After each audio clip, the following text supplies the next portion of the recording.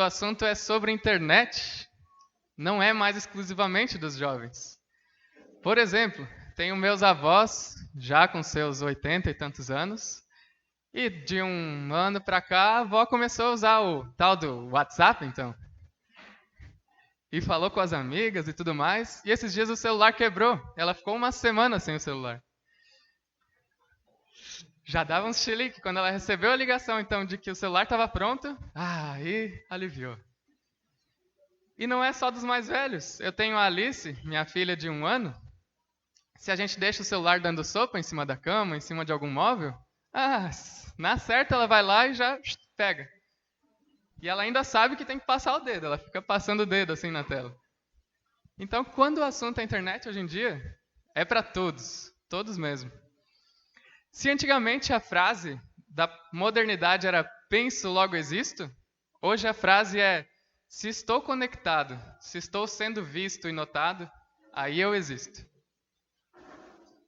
Se eu estou conectado, eu existo. E quando me deram temas sobre a internet, eu fiquei um pouco curioso de como surgiu a internet. Eu dei uma pesquisada e queria falar um pouco para vocês. A internet ela veio junto com a invenção dos computadores. Os computadores começaram na década de 50, só que eram computadores que ocupavam uma sala inteira, assim. Eram para outros fins, não eram os computadores igual os de hoje, né? Na década de 60, os Estados Unidos, ali com aquela questão da Guerra Fria e tudo mais, eles começaram a desenvolver a internet ainda de um jeito mais primitivo.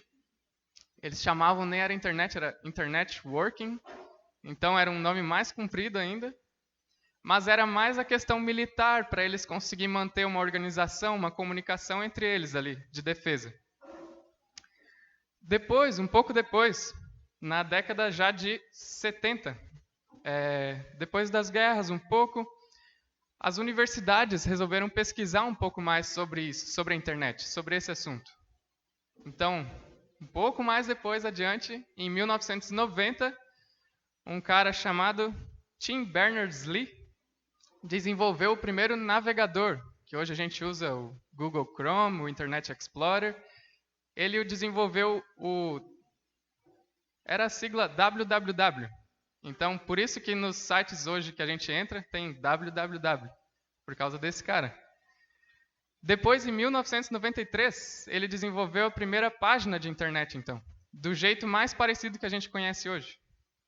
Então, quando a gente fala de internet, convenhamos que é um assunto bem recente, não é um assunto muito antigo. É um assunto da minha geração, vamos dizer assim, porque nasci em 94, então cresci junto com a internet. Só que, nos anos 90, a internet então foi responsável pelo avanço de muitas coisas, tanto do trabalho com a troca de e-mails, troca de informações, quanto na cultura, troca de relacionamentos entre as pessoas. Agora eu posso me relacionar com uma pessoa que está lá nos Estados Unidos, que está lá na Austrália, que está lá na Rússia. E assim as pessoas foram começando a se adaptar com a tecnologia.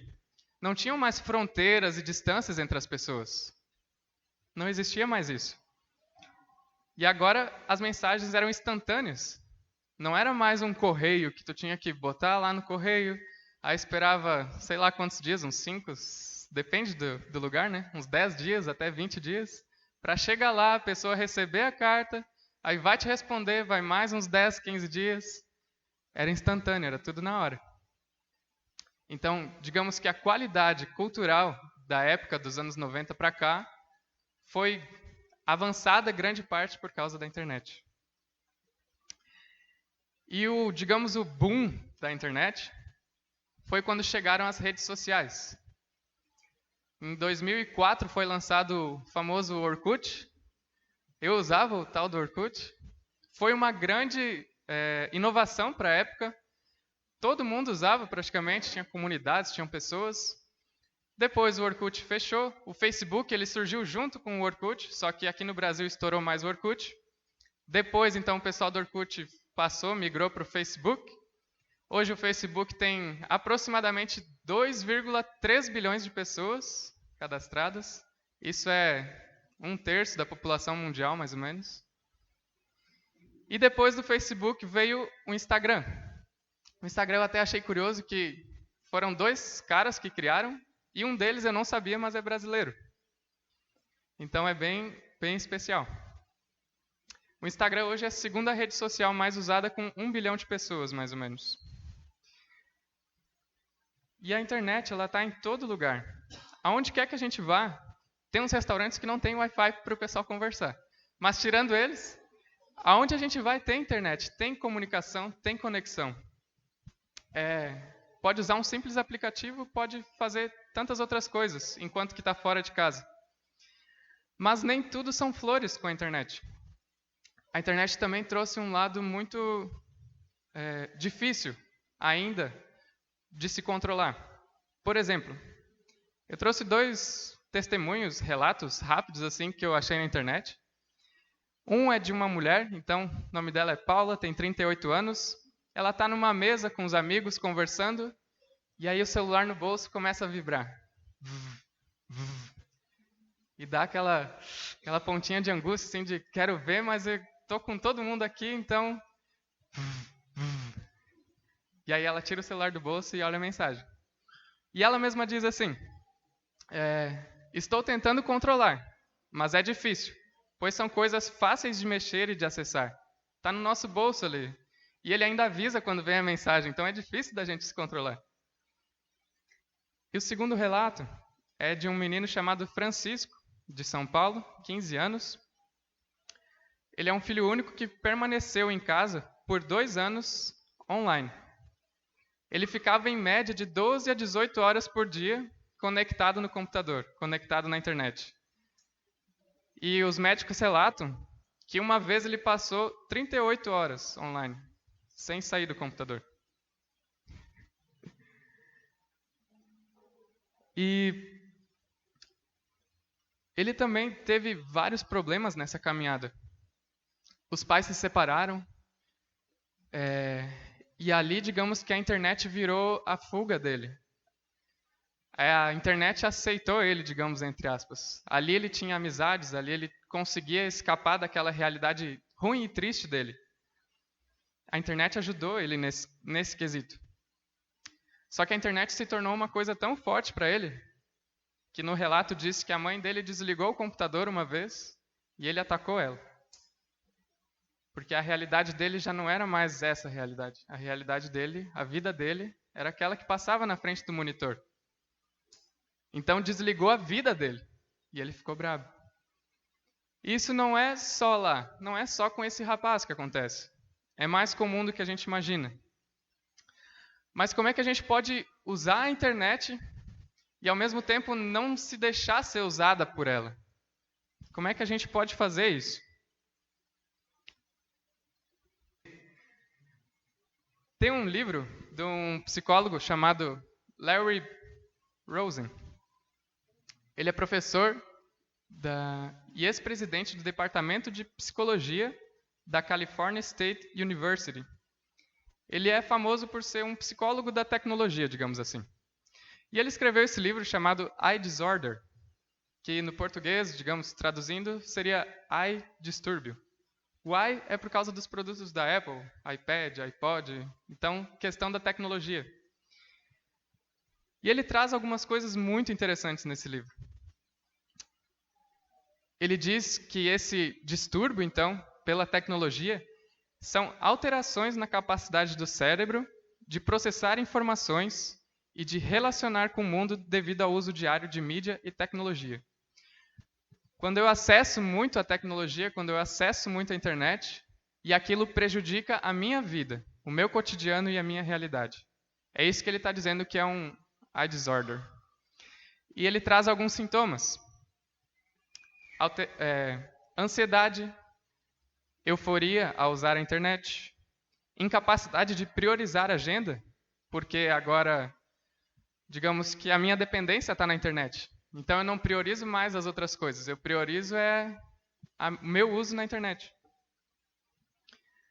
Isolamento, solidão, perda de noção do tempo, tédio com as tarefas rotineiras, procrastinação, que é aquele caso de a gente sempre ir empurrando as coisas para frente. Não vou fazer agora porque Para que fazer as coisas agora se eu posso fazer amanhã? Dor nas costas, no pescoço, insônia, depressão, má nutrição, má higiene pessoal, problemas de visão e etc. Isso é o que ele fala nesse livro com relação às pessoas que têm uma dependência com a tecnologia, que têm uma dependência com a internet. E ele traz algumas curiosidades também. Ele diz que 70% das pessoas que carregam o celular no bolso tem uma coisa chamada sintoma da vibração fantasma, que é quando a pessoa está caminhando na rua, sente o celular vibrar no bolso, mas quando põe a mão no bolso, o celular nem está ali. Isso já me aconteceu, não sei se foi só comigo. Mas ele disse que 70% das pessoas têm esse sintoma. Outra coisa muito importante também para quem é pai, quem é mãe, ele diz que o uso muito intenso das redes sociais é o que muitas vezes causa alteração nas emoções dos filhos de vocês. Às vezes, a pessoa pode entrar muito feliz lá no Instagram, no Facebook, só que começa a olhar os posts das outras pessoas. Ah, fulano está em Paris. Ah, e eu estou aqui em Três Coroas. Fulano está lá comendo uma pizza. Ah, e eu aqui com meu pão e mortadela. E aí quando vê, começa a olhar, sai ali da internet pior do que entrou. E muitas vezes, com os adolescentes, com os jovens, acontece isso, só que de uma maneira muito mais forte. Outra coisa também que ele traz, vocês sabiam que as pessoas olham para o celular em média a cada 8 minutos? E muitas das vezes, a desculpa que a gente usa é que a gente quer ver a hora. Só que quando a gente olha o celular, vê a hora, vê que tem alguma notificação, começa a mexer, guarda o celular, esqueceu até da hora. Engraçado, né? Mas é o que acontece com a gente. E se alguém está passando por algum desses sintomas, que tem alguma dependência com a tecnologia, que tem alguma dependência com a internet, ela pode afetar e muito os relacionamentos pessoais das pessoas, principalmente questão do casamento, vida profissional, a vida financeira da pessoa. Às vezes a pessoa tem algum jogos de azar ou algum jogo online que ela coloca dinheiro lá dentro e quando vê, acabou o dinheiro, acabou o crédito. Ou até para os adolescentes, para os mais novos, a vida escolar. Isso pode prejudicar muito. Porque eu começo a não mais dar muita bola para o conteúdo da escola, não dou muito valor para o que está sendo dito pelo professor. Mas o que importa é o jogo, que eu estou lá jogando, aumentando meu nível. Mas a vida de verdade eu não estou vivendo. E o que a gente faz então? Porque o nosso mundo daqui para frente a gente não vai extinguir a tecnologia. A tecnologia só vai ser cada vez mais afinada e melhorada. E como a gente continua sendo seres humanos no meio dessa tecnologia toda? Como a gente preserva essa humanidade, esse amor?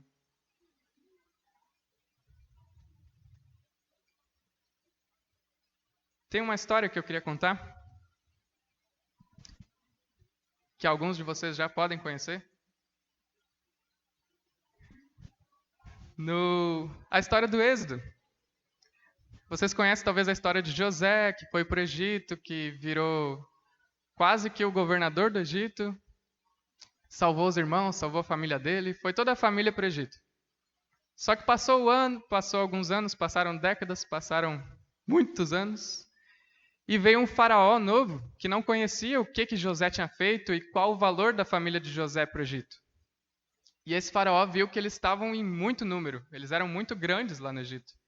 E aí eles escravizaram esse povo. O faraó escravizou esse povo.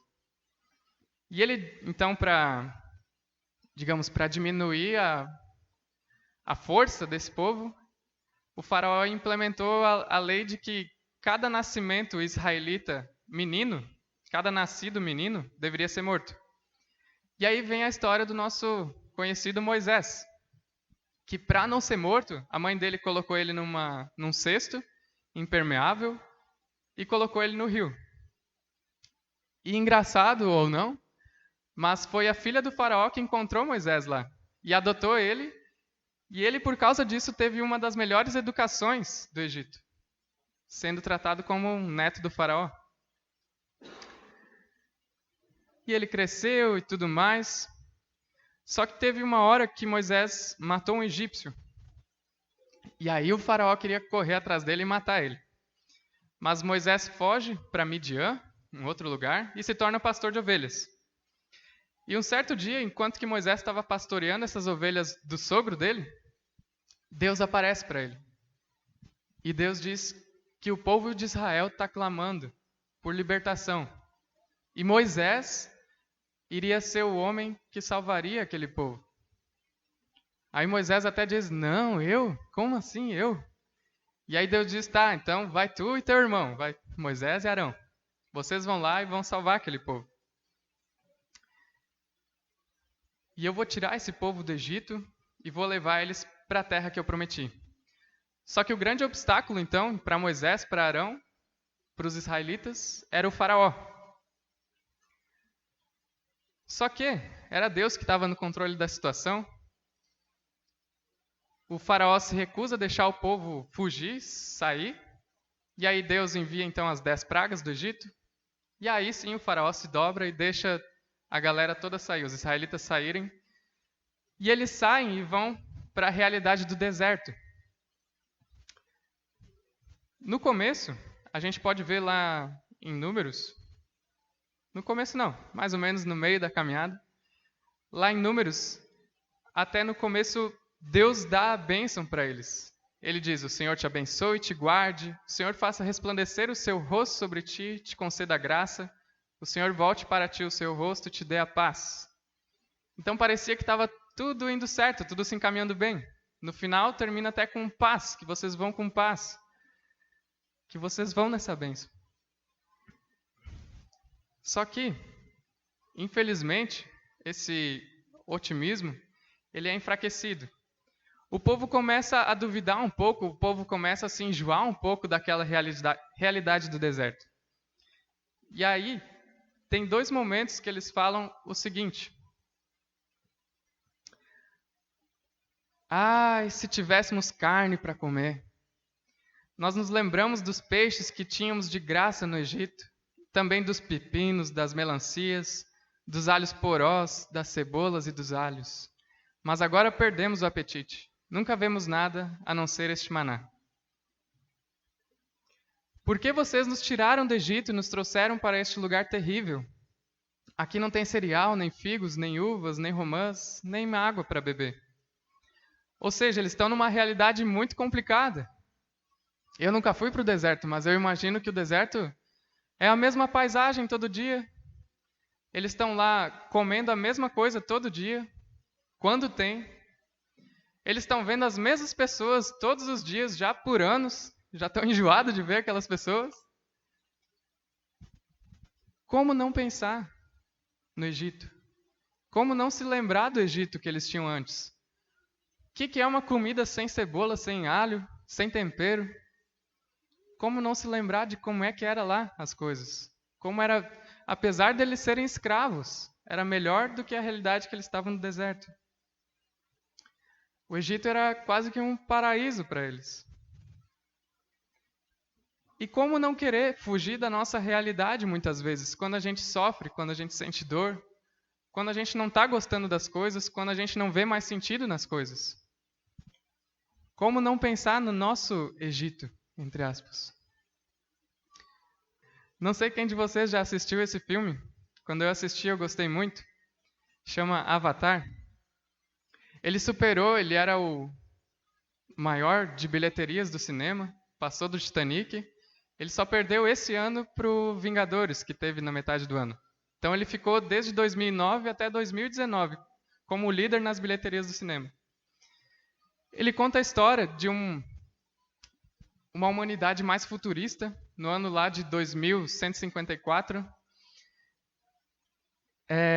Os seres humanos, eles já exploraram tudo que podiam explorar aqui na Terra, e eles descobrem um outro planeta chamado Pandora.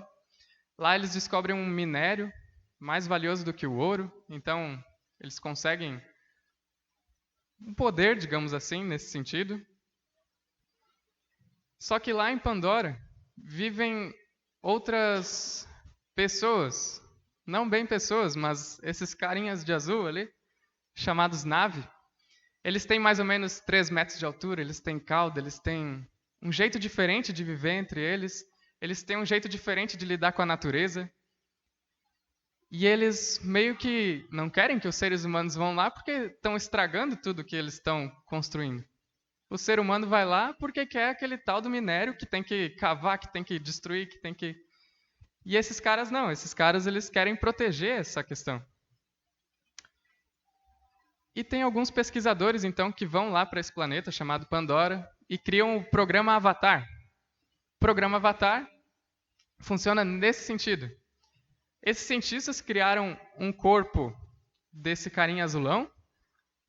Então, só que eu posso me conectar e entrar nesse corpo, digamos assim. Esse era o programa Avatar. E a partir dali, eu tendo um corpo igual ao deles, eu poderia mais facilmente me comunicar entre eles. Tem um cara, então, chamado Jake, que é esse dali, mais daqui. Ele é paraplégico, ele anda de cadeira de rodas, ele é um ex-fuzileiro. Seu irmão recentemente morreu. Ele perdeu a única família que restava para ele, digamos assim, não tinha mais ninguém. E ele é contratado para entrar nesse programa Pandora e entrar nesse corpo de um carinha azul, de um Na'vi. Só que, quando ele faz isso, ele entra nessa outra realidade, ele entra em outro planeta. Ele começa a conviver com esses caras, ele começa a conviver com esse outro tipo de sociedade. Em pouco tempo, ele começa a gostar mais desse povo, ele começa a abraçar esse povo.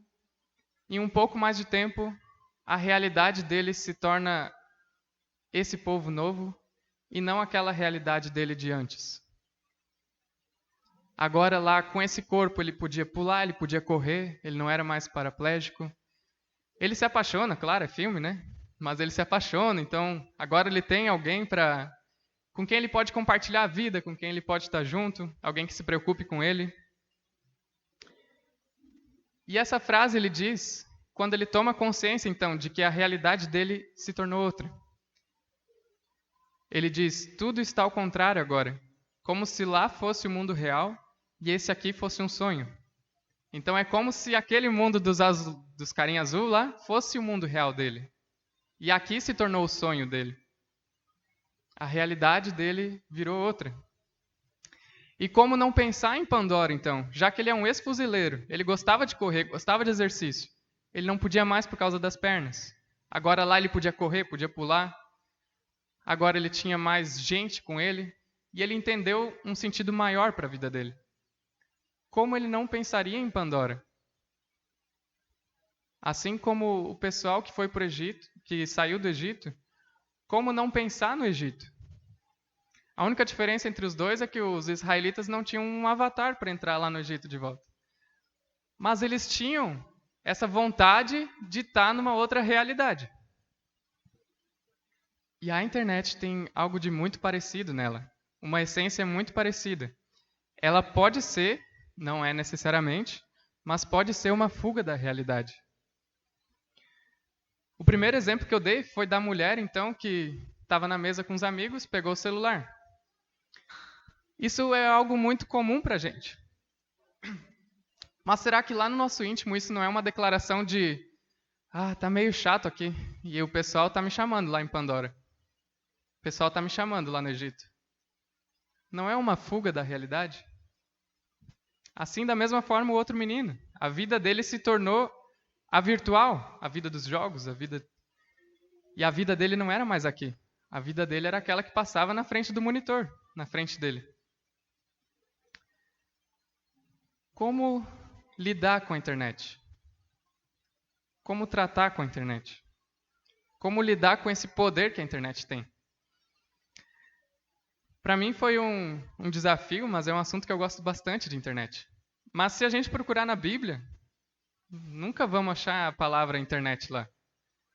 Dá um Ctrl F, dá um procurar lá, não vai ter nada sobre a internet. Por quê? Porque naquela época não existia a internet. Jesus nunca falou sobre a internet. Então o que o Felipe está fazendo aqui na frente? E é isso que eu gosto da Bíblia. Ela é uma coisa muito mais profunda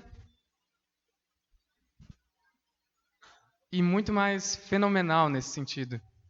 Porque ela não trata de várias coisas, assim como um manual de alguma máquina. Ou ela não trata de várias coisas, assim como a Constituição do Brasil, que a gente sempre tem que dar dando uns adendos, uns pontos a mais lá. Não, a Bíblia ela trata do real problema do ser humano. E o real problema do ser humano é o afastamento de Deus. E a Bíblia conta todo o plano de salvação de Deus para nós. Por que a gente gosta tanto da internet? A gente deseja a internet, primeiro, para cobrir a nossa vergonha. Do mesmo jeito que Adão e Eva, quando viram Deus, quando comeram do fruto, pegaram algumas folhas de figueira e se taparam, a gente usa a internet desse mesmo jeito. Como assim? Na rede social, quem usa a rede social vai passando lá os stories, vai ver que a galera é toda fitness. Todo mundo na rede social é fitness. Ou quem não é fitness, o cara é ativista. Ele tem alguma coisa pela qual ele luta, ele bota argumentos, ele divulga livros. Nossa, é um cara muito inteligente. Mas não só isso, eles são muito solidários também. Eles ajudam os animais, eles ajudam outras pessoas, eles tiram foto e tudo mais. E uma coisa que me surpreende é que as pessoas sempre lembram do nosso aniversário. Sempre lembram.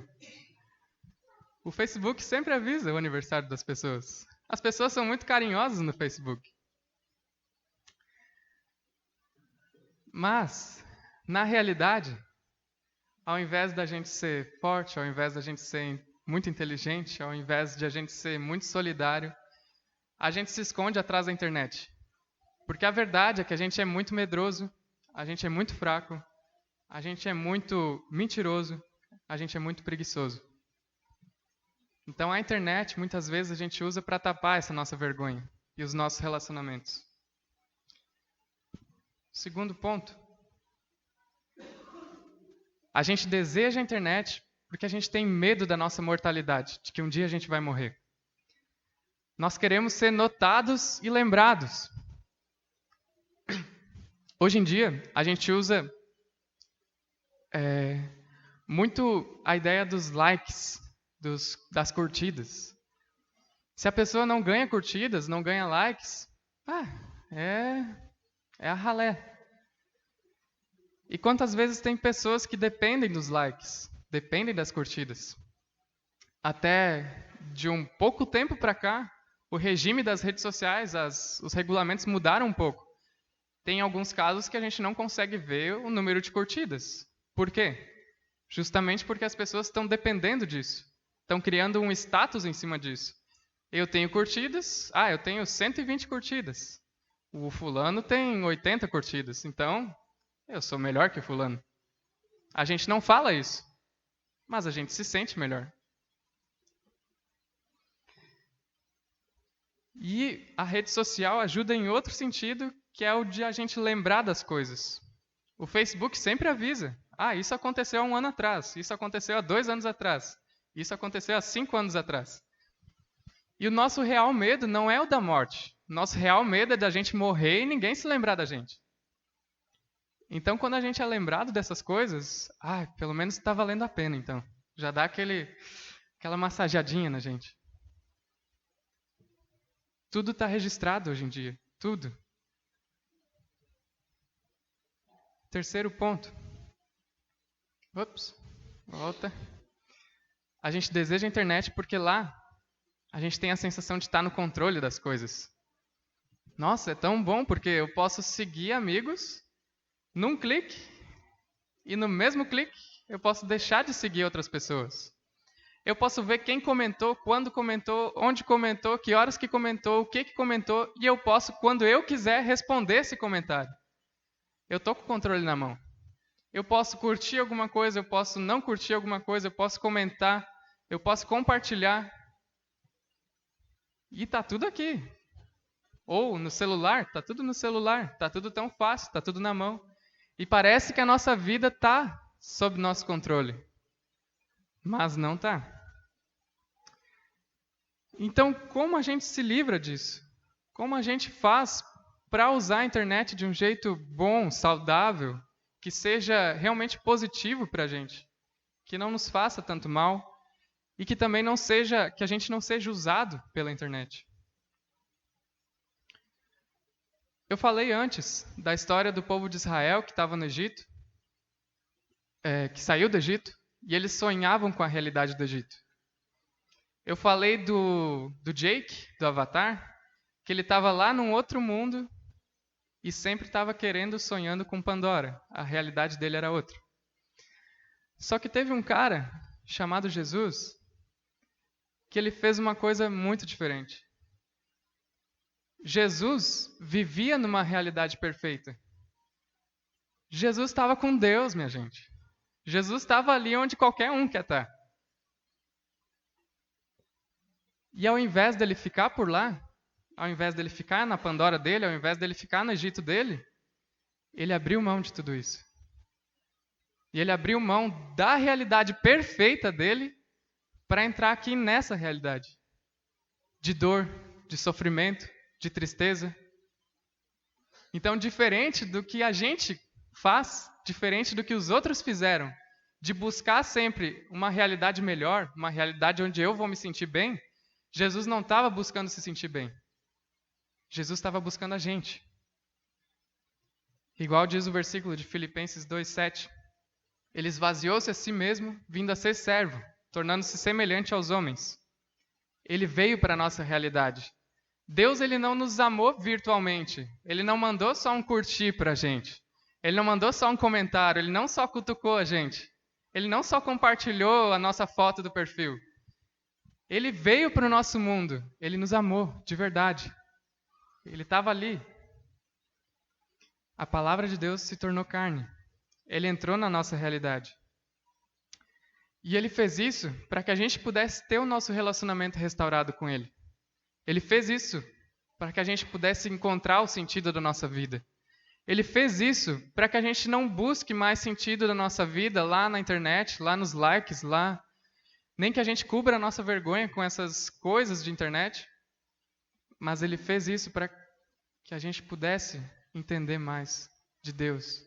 Para que a gente pudesse ser salvo. Esses dias eu estava no Instagram, também uso redes sociais, né? E achei uma frase muito interessante do já comentado várias vezes aqui, o Timothy Keller. Ele diz o seguinte: os fundadores de todas as outras religiões disseram basicamente isso. Eu sou um profeta e vim ajudá-la a encontrar Deus.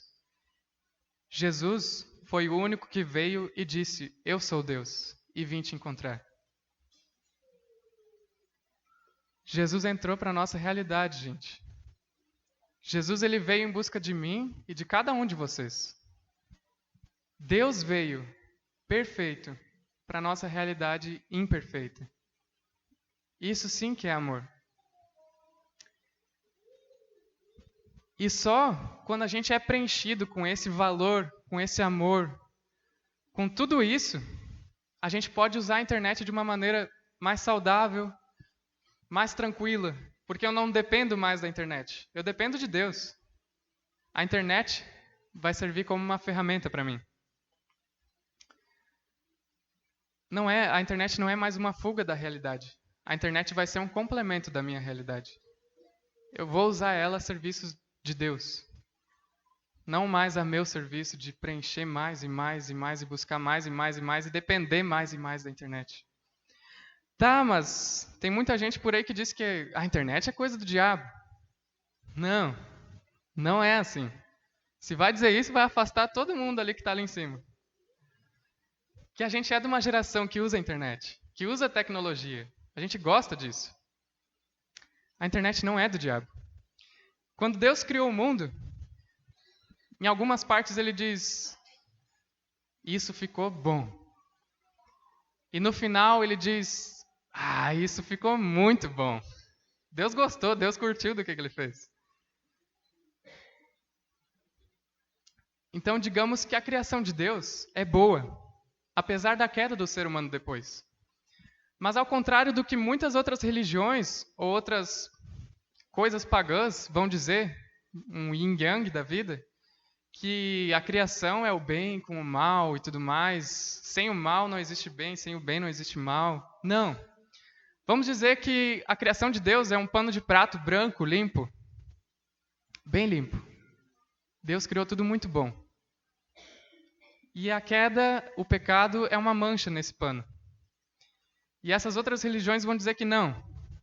Vão dizer que o pano ele é do branco, mas ele é do preto também. Enquanto que o pano de prato de Deus pode ser limpo, pode ser lavado, pode ser restaurado, esse outro pano de prato não vai poder ser. Então, tudo que Deus criou foi bom. Foi muito bom no final, Deus diz.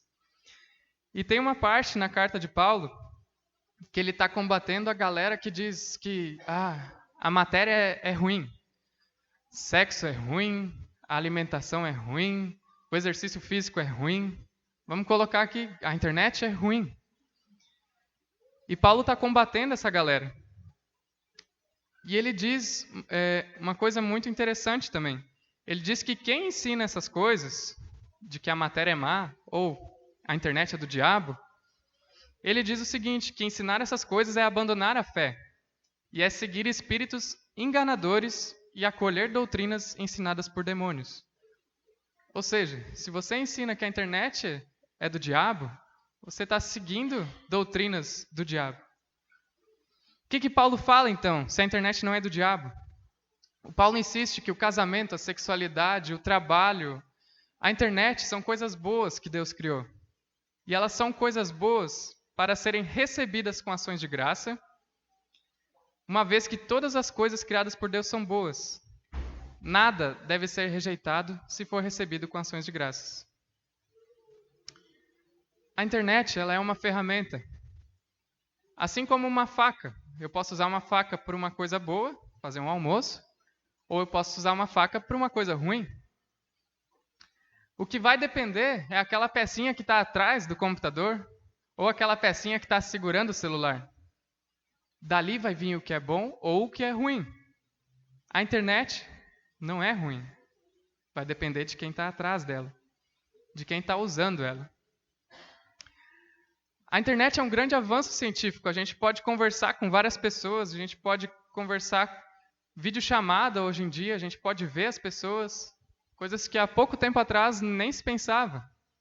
Eu lembro que em 2010 eu ouvi alguém dizer que a gente ia poder ver TV pelo celular. E eu disse, não. E dá. Hoje é muito fácil. A gente tem tudo na palma da mão. A gente consegue trazer uma pessoa que está lá dos Estados Unidos para cá virtualmente e conversar com ela. Sem problema nenhum.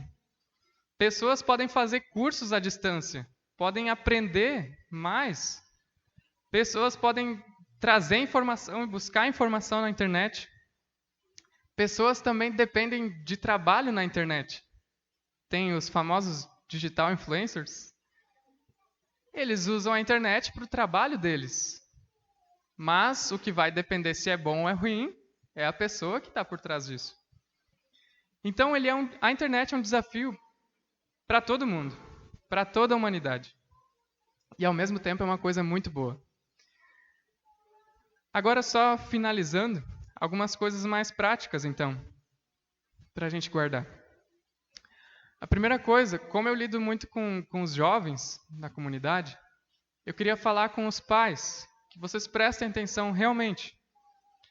Limitem um pouco o tempo de internet do filho de vocês, dos filhos de vocês. Cuidem para que eles não dependam da internet, para que eles não fujam dessa realidade para outra. Eles podem sim usar, podem jogar, mas que eles não se comprometam com outra realidade, mas que eles vivam nessa. Proponham fazer uma janta, um almoço, sei lá, onde ninguém traga o celular para a mesa, para ter mais conversa. Pais, não usem mais tanto o celular na frente dos filhos também. Vou ser bem sincero, tem muitos filhos, muitos jovens, muitos adolescentes, quase entrando em depressão.